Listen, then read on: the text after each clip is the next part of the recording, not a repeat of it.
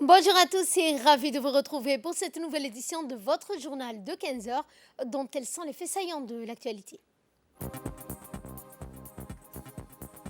Le chef de l'État Ismaël Omar Guelleh a regagné aujourd'hui la capitale après avoir pris part à la cérémonie d'investiture du Premier ministre éthiopien. Dans l'actualité internationale, parlons migrants en Libye, un rapport dénonce des crimes contre l'humanité, c'est ce que nous verrons en fin de journal. Bonjour à tous et nous entamons ce journal par le retour du chef de l'État Ismaël Omar Guelleh. Le chef de l'État a regagné la capitale aujourd'hui à l'issue de sa participation à la cérémonie qui a lieu hier à Addis Abeba d'investiture du Premier ministre Abiy Ahmed Ali. La participation du président djiboutien à la cérémonie d'investiture du Premier ministre éthiopien a essentiellement été marquée par une importante allocution qu'il fit à la tribune de cet événement que vous entendrez dans ce journal.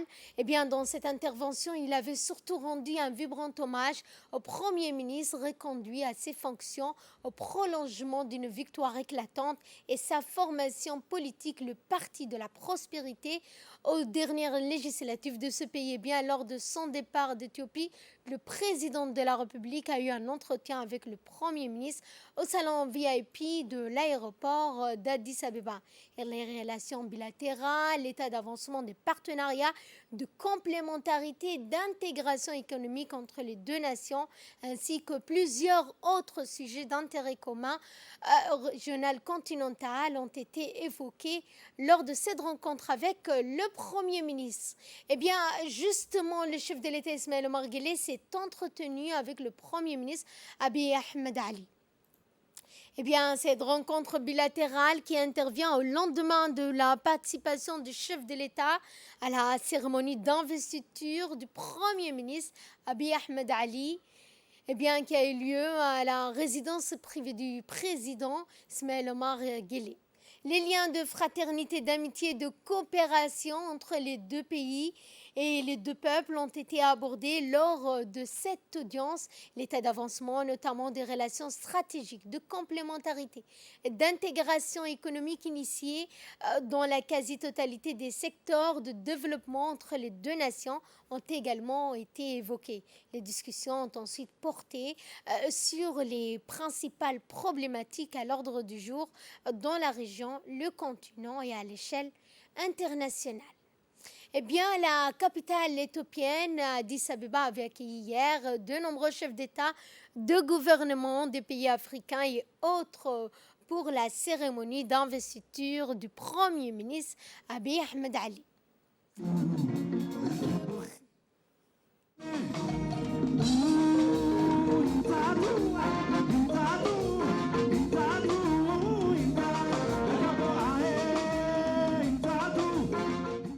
Le président Guelleh était l'un des hôtes de marque de cette grande cérémonie organisée pour l'occasion. Plusieurs autres chefs d'État, de gouvernement de la région, du continent, ainsi que d'importantes personnalités à la tête d'organisations internationales multilatérales ont pris part à la cérémonie d'investiture du Premier ministre éthiopien.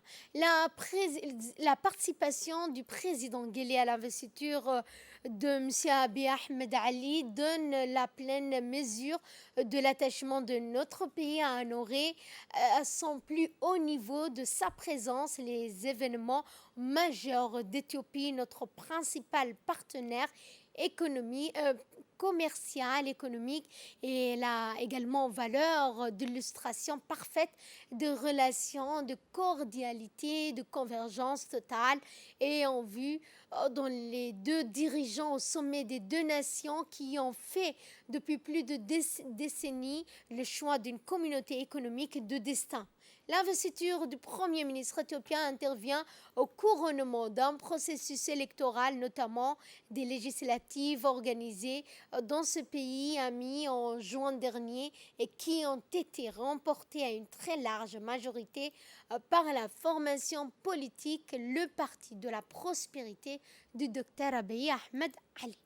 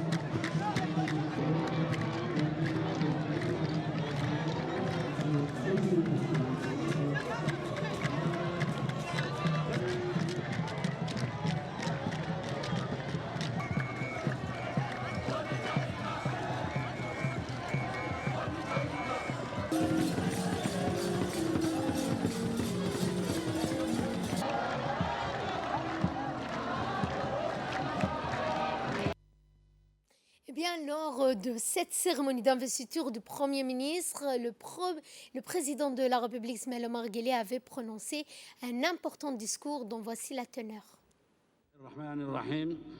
Excellencies, Sahle-Work Zewde, President of Ethiopia. Excellence Sahle-Work Zewde, présidente de l'Éthiopie. Dr Abiy Ahmed, Premier ministre de l'Éthiopie. Excellence, chef d'État et de gouvernement. Mesdames et messieurs, c'est un plaisir pour moi d'être ici aujourd'hui pour témoigner davantage du processus démocratique durable de notre pays frère, l'Éthiopie. C'est également un honneur pour moi de transmettre mes plus sincères félicitations à son Excellence Dr Abiy Ahmed en cette occasion propice. Monsieur le Premier ministre, je me tiens devant vous aujourd'hui pour vous transmettre un message d'espoir et d'encouragement en mon nom personnel et au nom de mon peuple. Nous vous apportons également, ainsi qu'au peuple éthiopien, les vœux et le soutien du peuple djiboutien. Excellences, mesdames et messieurs, forte d'une fière histoire remontant aux empires abyssins, l'Éthiopie a pris la tête de nombreuses questions panafricaines, que ce soit en tant que premier pays africain membre de la Société des Nations à la fin des années 1920 ou en tant que berceau de l'Organisation de l'Unité africaine, aujourd'hui connue sous le nom de l'Union africaine. Plus récemment, l'Éthiopie a également tracé un chemin de croissance et de développement sans précédent qui a servi de locomotive pour l'ensemble du continent. Mais plus important encore pour notre région, comme nous le savons tous, tout au long de cette longue et glorieuse histoire, l'Éthiopie a traversé de nombreux moments décisifs et on en est toujours sorti plus forte. L'Éthiopie a fait dévier les dogmes de ceux qui l'ont condamnée à la ruine. Elle est toujours restée unie face à la lutte. Aujourd'hui, plus que jamais, nous espérons voir une nation éthiopienne en paix avec elle-même, une nation qui pardonne à tous ses fils et filles, qui s'appuie collectivement sur les réalisations d'hier pour atteindre un niveau encore plus élevé. Nous savons tous combien la paix est fragile dans notre région et sur notre continent. Nous avons tous, à un moment donné de notre histoire, regardé l'abîme des destructions collectives. Mais nous avons toujours réussi à nous accrocher à ce qui nous rassemble et à laisser partir ce qui nous divise. Nous avons lutté longtemps et durement pour toutes nos réalisations. Et nulle part ailleurs, cette affirmation n'est plus vraie qu'en Éthiopie, où pendant des siècles, une myriade de cultures ont coexisté et construit cette grande nation. Vous devez absolument protéger ces acquis durement gagnés. En effet, en tant que nation ancrée dans sa longue histoire de diversité culturelle et religieuse, riche de siècles de développement et de progrès réussis, nous restons certains que la nation éthiopienne est plus forte et grande que tout ce qui la tourmente. L'Éthiopie revient toujours plus forte, malgré tout, et nous comptons sur elle pour le faire. Nous restons certains que l'Éthiopie sortira victorieuse et se réconciliera avec elle-même et avec tous ses enfants. Nous vous assurons de notre soutien total à vous et à votre peuple pour ce prochain parcours. እንኳን ለአዲሱ ዓመት አደረሳችሁ። እንኳን ለኢሬቻ በዓል አደረሳችሁ። ኢትዮጵያ ለዘላለም ትኑር። Et on reste toujours en Éthiopie où notre ambassadeur auprès de la République démocratique fédérale d'Éthiopie, au représentant permanent de notre pays auprès de l'Union africaine, Abdi Mahmoud Haïbé, a fait une déclaration alors qu'il procédait aux dernières retouches des préparatifs liés à l'accueil du chef de l'État réservé au président de la République, Ismaël Omar Guelleh, participant plus tard dans la même journée à la cérémonie d'investiture du Premier ministre Abiy Ahmed Ali. Les liens fructueux entre l'Éthiopie et Djibouti, notamment la mesure, les partenariats stratégiques et complémentaires qu'ils entretiennent depuis 2 décennies dans tous les secteurs du développement durable, s'est réjoui le diplomate djiboutien.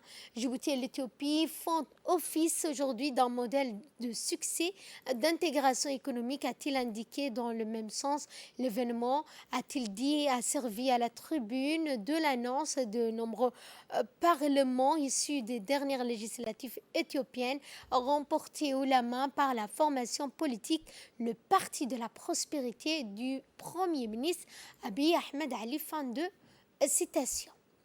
Et retour à Djibouti où le ministre du Budget Abdelkarim Adencher a reçu ce matin l'ambassadeur d'Éthiopie à Djibouti, Behran Tesgaya Bera. L'ambassadeur était accompagné de ses deux conseillers. L'entretien porté sur les relations d'amitié, de coopération séculaire qu'entretiennent les deux pays. Ont également participé à cette réunion le secrétaire général par intérim Ahmed Hassan Moyale, le directeur général de douane Gouled Ahmed Youssouf, le directeur des impôts Saïd Guélé, le chef de cabinet par intérim Ahmed Saïd et les conseillers techniques.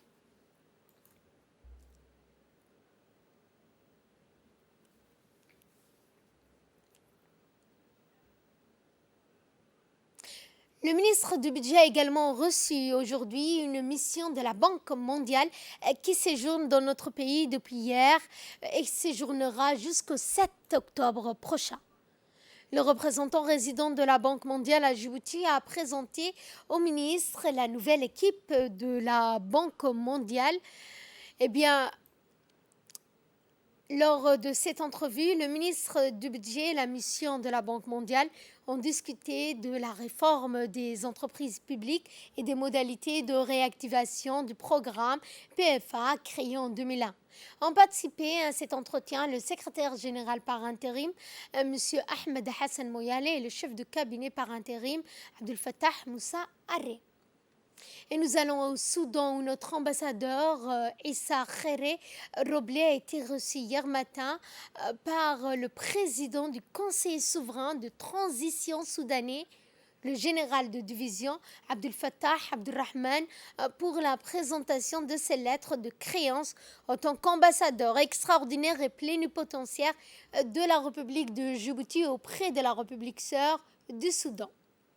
Au cours de cette cérémonie, le nouvel ambassadeur a tout d'abord transmis les salutations fraternelles et amicales du président de la République, Ismaël Omar Guelleh, au président du Conseil souverain soudanais. Ensuite, il a souligné l'excellence des relations qui existent entre les deux pays.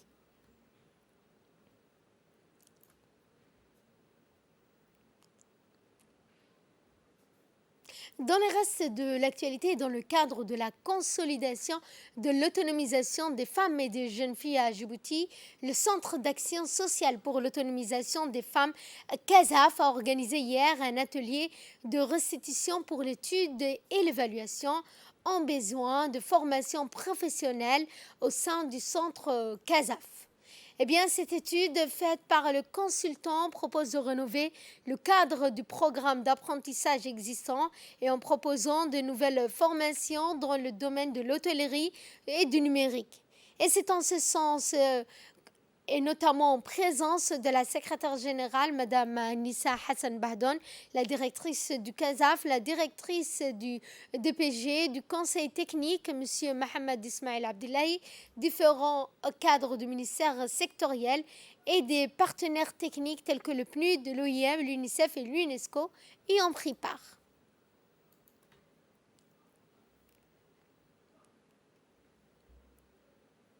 Fort et vraiment critique pour appuyer l'ensemble des femmes qui peuvent nécessiter une seconde chance. Donc vous avez un projet qui est financé par l'Union européenne et mis en œuvre par le PNUD et le FNUAP, qui appuie le ministère de la Femme dans plusieurs composantes pour faciliter l'autonomisation des femmes et des jeunes filles.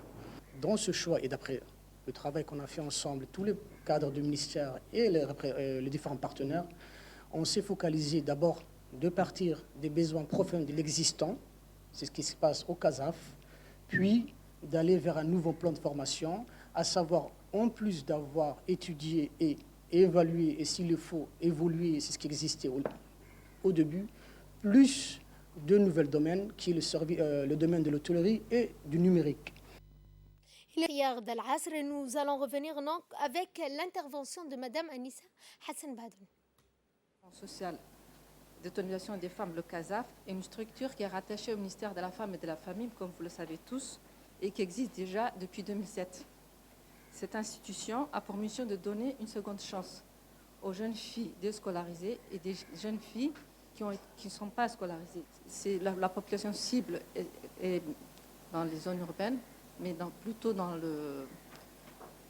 la périphérie, comme Balbala. Le centre d'autonomisation des femmes, le CASAF, donne une seconde chance en formant un insérant dans la vie socio-économique et en apportant sur le renforcement des capacités des jeunes filles.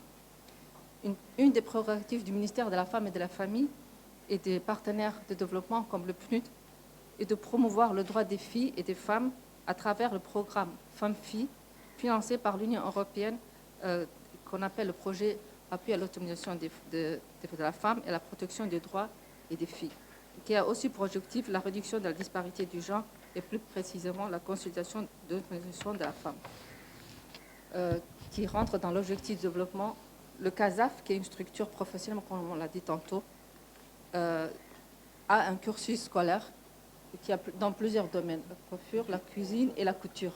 Et dans le cadre de ce projet, on a élaboré le besoin en formation pour élargir le besoin et identifier les besoins plus précis et plus que la population demande, pour permettre à ces jeunes filles d'insérer dans la vie sociale. Et à l'instar du reste du pays, les établissements scolaires de la région de Dikil ont pris part samedi 2 octobre à la journée dite citoyenne qui a massivement mobilisé l'ensemble de la communauté éducative, des parents d'élèves, enseignants, directeurs des écoles, équipes d'encadrement pédagogique et les autorités administratives, coutumières, militaires locales.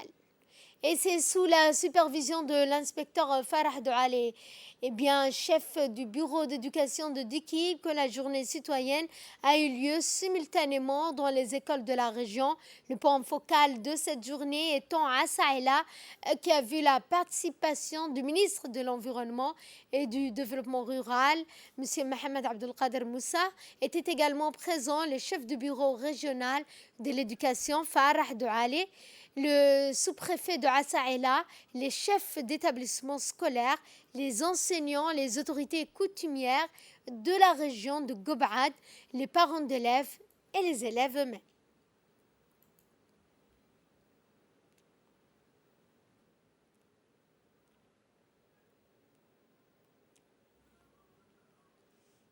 Citoyenne, ça a été très bien, toutes les classes ont été lavées, nettoyées. Il y a eu des activités de peinture, il y a eu des activités de lavage et de nettoyage, bien sûr, comme c'est le début de l'année. Et prochainement, on compte faire d'autres activités comme les plantations d'arbres et comme les réhabilitations des fenêtres et autres.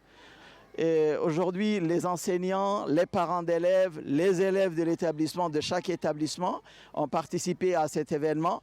Et sans oublier les forces vives, la police et l'armée nationale. Donc, ça a été une réussite et nous comptons persévérer, continuer dans ce sens pour que les valeurs citoyennes soient ancrées dans les villages, dans les écoles d'abord, mais après dans les villages et dans les quartiers. Et suivant cette fois le mot du ministre de l'Environnement.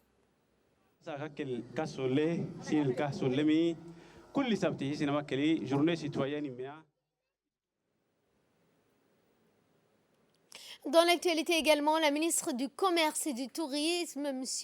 Mohamed Ouarsama Dirie, a reçu hier en visite l'ambassadeur du Royaume d'Arabie Saoudite auprès de la République de Djibouti, Abdelaziz Ben Abdallah Al-Matar, dans son cabinet.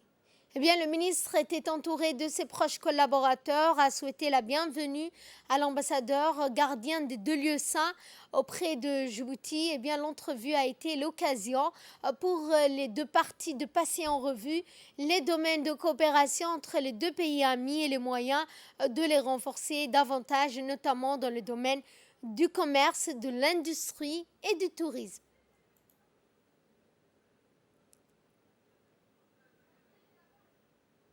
L'Agence nationale des systèmes d'information de l'État, en collaboration avec le ministère délégué chargé de l'économie numérique, eh bien, a eu lundi 4 octobre au Kempinski Palace Hotel un atelier de discussion, de validation du cadre d'interporalité de Djibouti.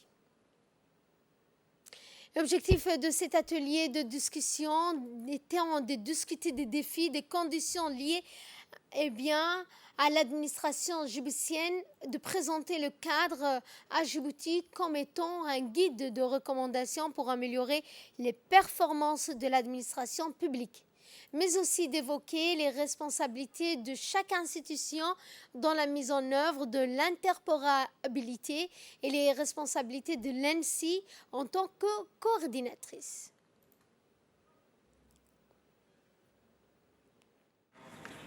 Numérique répond à un besoin spécifique et respectif. Il en découle des risques liés à des multiplications d'applications numériques isolées et un mode de travail en silo et non pas un mode de travail transversal et d'échange entre les diverses administrations. Comme vous le savez, l'interopérabilité est un aspect incontournable de l'intégration technologique des services en ligne, lesquels demandent d'ouvrir et de faire coopérer les systèmes d'information des différentes organisations publiques. Sur le plan stratégique, l'interopérabilité est un moyen qui concrétise la vision gouvernementale en ce qui concerne la gestion des données et des ressources informationnelles.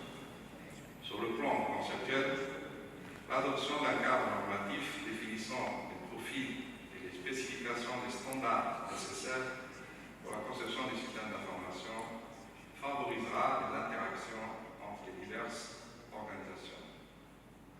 Le cadre d'interopérabilité que nous avons présenté aujourd'hui, élaboré en collaboration avec les meilleurs du monde en matière de services numériques, nos amis experts estoniens de l'e-Governance Academy, vise à fournir les décisions les plus pertinentes concernant les cadres organisationnels, sémantiques et juridiques, en plus de l'architecture technique, pour pouvoir suffisamment vite et de manière durable et fiable avancer sur le chemin de la transformation numérique et mettre en place une administration moderne, efficiente et effective, et qui met l'utilisateur, citoyen ou entreprise, ses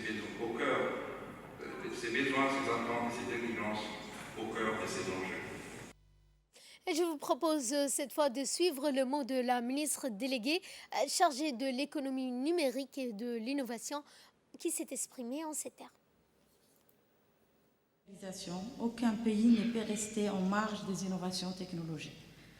La digitalisation des services internes à l'administration publique est devenue plus qu'une nécessité, une préoccupation majeure pour le gouvernement et aux attentes des citoyens usagers des services publics. L'importance capitale pour réussir le processus de développement s'associe à la préparation de cette nouvelle ère numérique dans laquelle s'est engagé notre pays.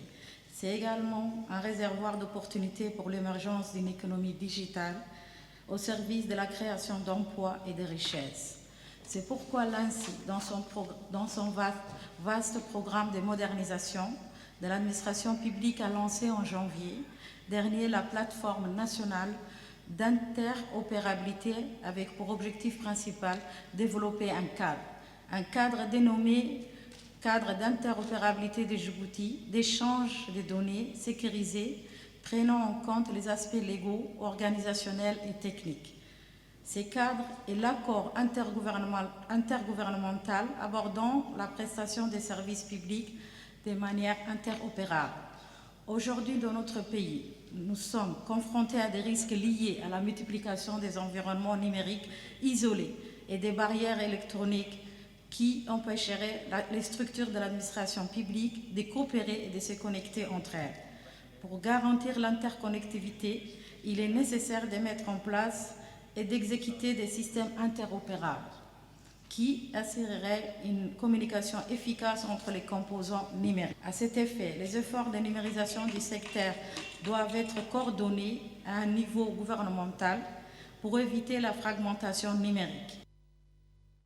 Et cette cérémonie de fin de formation dans le domaine de transmission a eu lieu ce matin au Komandja, présidé par le chef d'état-major général des armées, le général d'armée Zakaria Cheribrahim. Cette cérémonie a vu la participation du sous-chef d'état-major de la Défense, le colonel-major Mohamed Qayad Guélé, du colonel Waes Omar Bogoré, commandant des gardes-côtes, des officiers de l'état-major général des armées.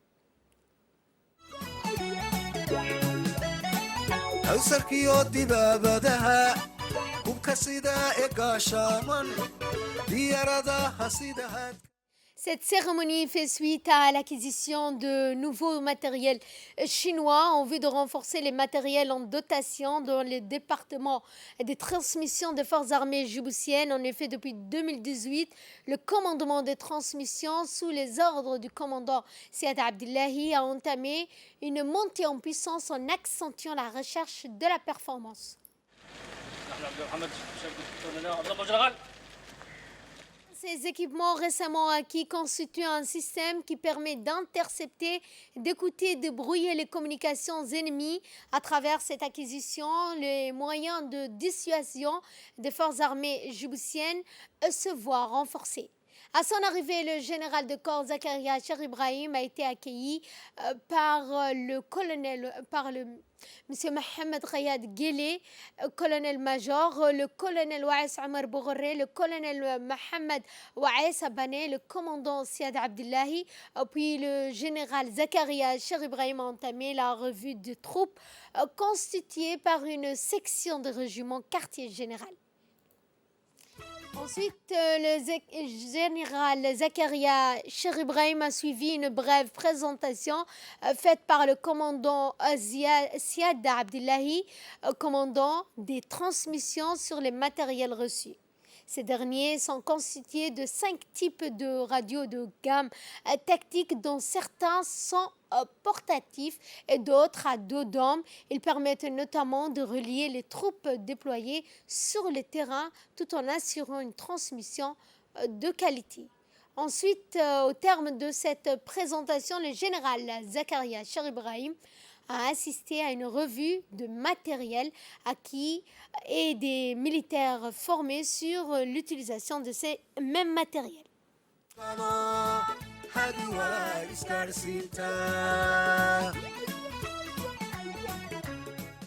Les jeunes gradés militaires ont pu démontrer leur connaissance acquise. Cette cérémonie s'est déroulée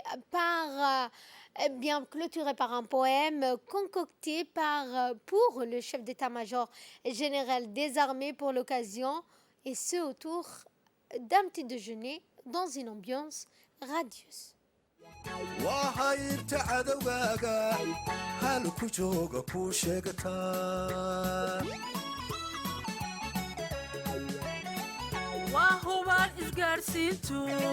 halka maanta ay joogto hildiirani hooba adiga u hurayaabo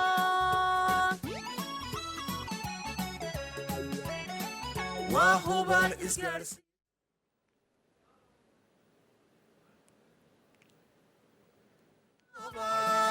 adiga u hurayaabo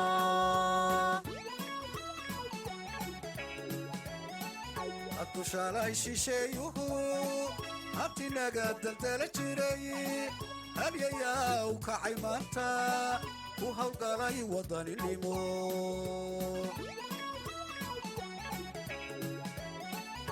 tushalay shisheeyuhu habtinaga daldala jiray halyayaa u kacay maanta ku hawlgalay wadaninimo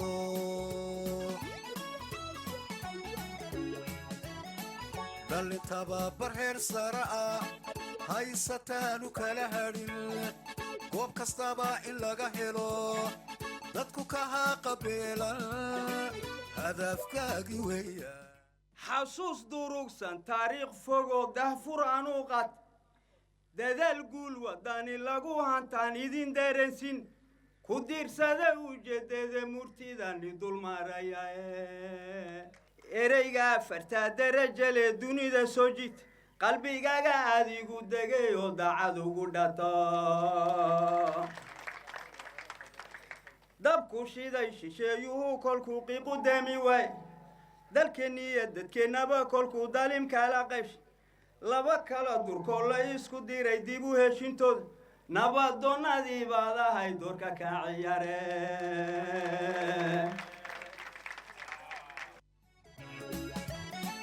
maraakiib had iyo jeer ilaalada dalka u heegan ciidan wuxuu ku hawlgalo hadi waa isgaadhsiinta. Et de là, nous passons à ce qui domine l'actualité internationale. Nous allons parler notamment de la situation des migrants en Libye. Un rapport dénonce des crimes contre l'humanité, des crimes de guerre.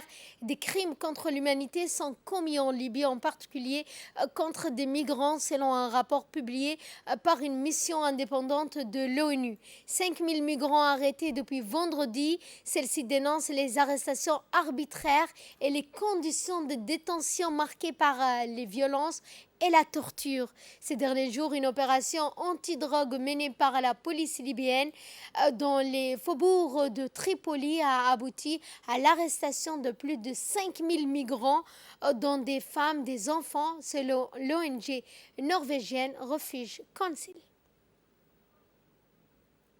Fin de ce journal, merci à vous de nous avoir suivis. Excellent après-midi à toutes et à tous.